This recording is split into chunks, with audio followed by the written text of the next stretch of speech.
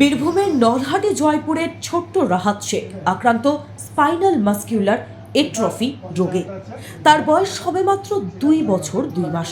জন্মের পরে সমস্ত কিছু স্বাভাবিক থাকলেও আস্তে আস্তে তার অঙ্গ প্রত্যঙ্গ কাজ করা বন্ধ করে দিচ্ছে। প্রথমে কলকাতায় একটি হাসপাতালে চিকিৎসা করায় তার বাবা মা, আর সেখানেই ধরা পড়ে এই রোগ।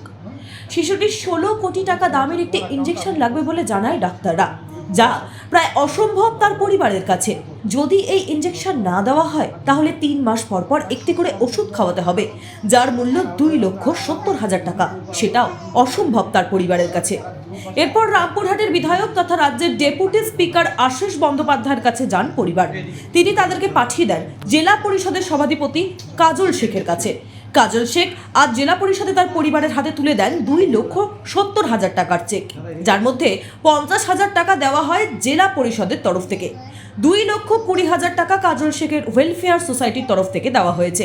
পাশাপাশি কাজল শেখ বীরভূম জেলার মানুষকে আবেদন করেন বাচ্চাটির বাবা মা অ্যাকাউন্টে টাকা পাঠানোর জন্য। কাজল শেখ ও জেলা পরিষদের তরফ থেকে টাকা পেয়ে খুশি পরিবারের লোকজন। আপাতত কিছুটা হলেও সুস্থ হবে শিশুটি। Bureau report, sky news Bangla.